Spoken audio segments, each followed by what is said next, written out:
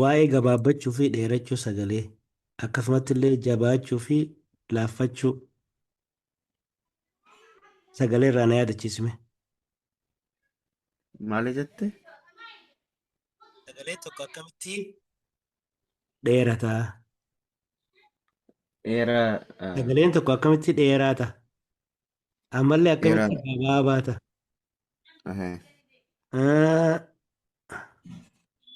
Okay, dura kana lamaan natti himi. Dheeraa has two vowels. Hayya, dheeraa has two vowels means dubbachiiftu lama qaba jedhe. Dubbachiiftuu lama qaba. Dubbachiiftu lama of keessaa qaba. Lama ka wal fakkaatu walitti aansee qaba. Gabaabaa Gabaabaa only has one.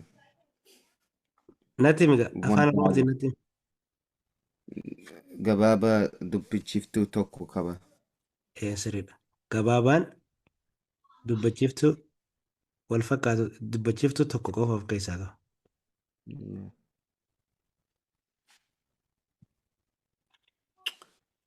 Dubbachiiftu tokko qaba. Haya, kanaaf kana garaagarummaa sanatti himi. Jabaa fi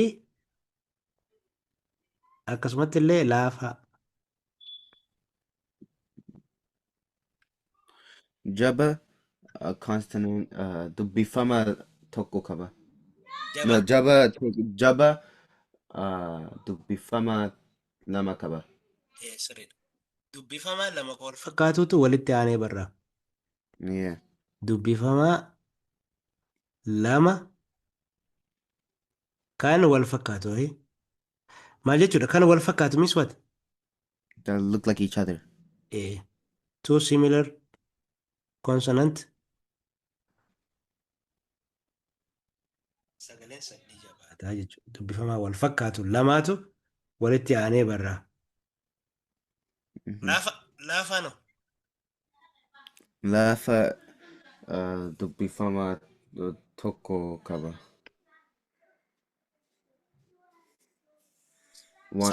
Dubbifamaa tokko qofa qaba miti? Yeah. Saniifuu maal jechuu dandeenya?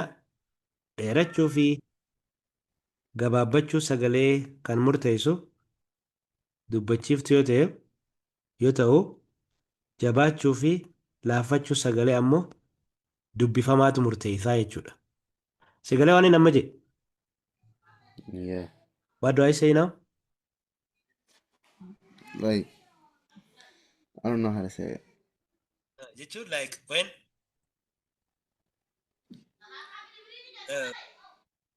jabaachuu fi laaffachuun sagalee it depends on dubbifama. Dheerachuu fi gabaabbachuun ammoo it depends on dubbachiiftu. That is the core point I am talking about here. Okay. Haya, haala saniin amma maal goona seetee you have to consider this text. Read the instruction first, then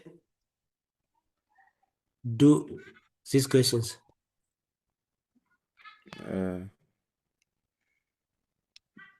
Dacha mana. Instruction. Read the instruction first. Jechota sagalee jabaa fi laafa maallatu agarsiisi. What does the instruction says? These words have are strong and weak. Yes. Based on that, you have to show by using this sign whether it is jaba or lafa. Okay. Okay. Now the example is given over here. Jecha asin jira. Word is written here. Then sagalee jaba jedha asitti. Asitti ammoo sagalee laafaa jedha. If the word written here is written in sagalee jaba, we have to make this sign here. If it has lafa sound, we have to make the sign over here. Look, for instance, mana ka jedhu sagalee jabaa moo laafaa qaba? Lafa. Laafaa saniif asitti mallattoo as godha jechuudha. Okay. Shakkii ka jedhu sagalee jabaa waan qabuuf asitti akkas godhe mallattoo kanaan godhe. Now we have to follow similar procedure for the rest of the words.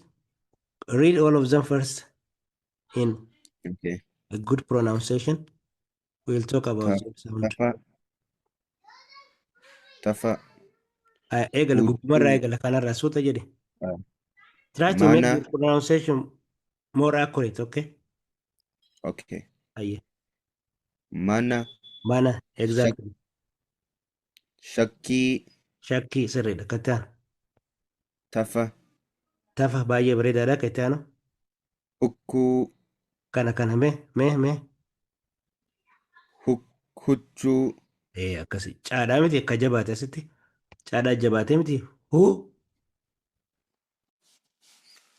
Caadhaa jabaatee miti. Huccuu jettee jabeessite. Huccuu.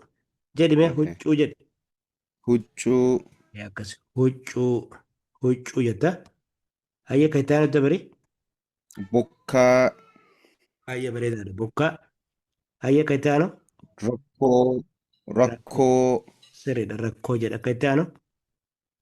Gaabbii. Gaabbii. Hayyee. Kattaanu. Qo- Qooma. Qooma. Sirriidha. Kattaanu. Buna. Buna. Buna baay'ee bareedaadha. Kana dabarii. Mara. Mara. Mara. Baay'ee bareedaadha. Okay. Mana, shakkii, tafa, huccuu, bokkaa, rakkoo, gaabbii, qooma, buna, mara.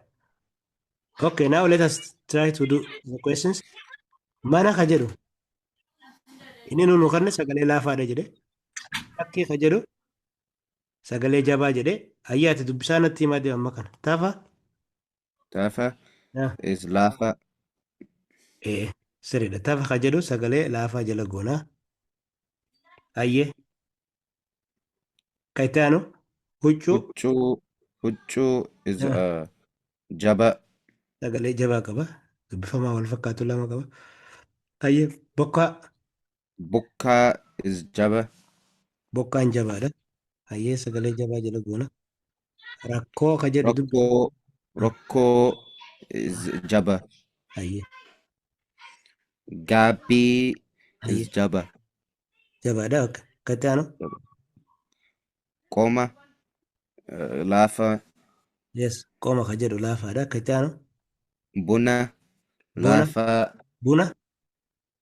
Yeah, buna lafa. Laafa. Ah, Mara Daya.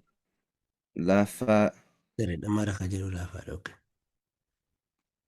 Okay. Do you know the meaning of all the words written here? No, How many of them are you familiar with their corresponding English translation? like city. Like Sadi. Mm-hmm. Which of them? Mana, Mana buna, taka. Mana. and Ah, huccu. Mana buna. Huccuu. Kabrao. Yeah. Rakkoo.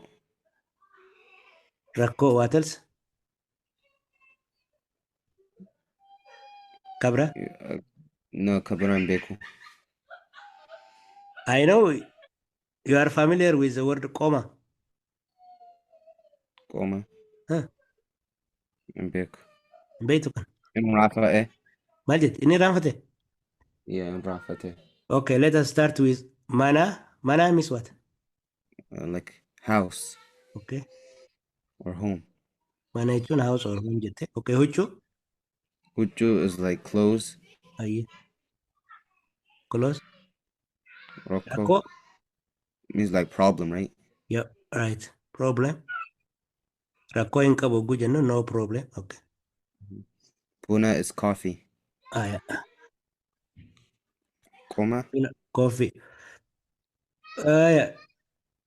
Kana shakkiin beektu? shakki is like Like what?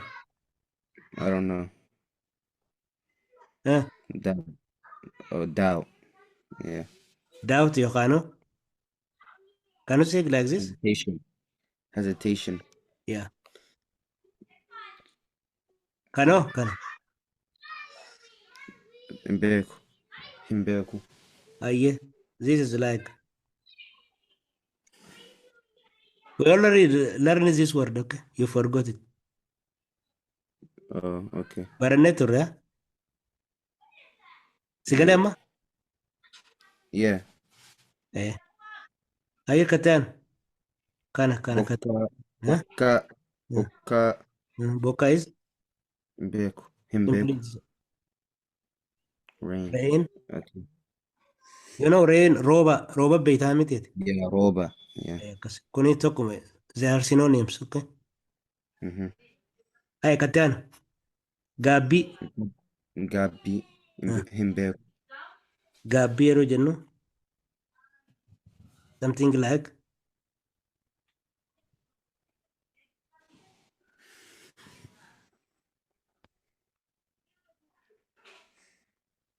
Regret. Okay.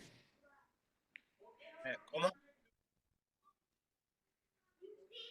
Goma is like body, Yeah, body part, but chest. just Okay. mara Mara Himbeku. mara jechuun hunda jechuudha all. Oh, okay. Akka taayee.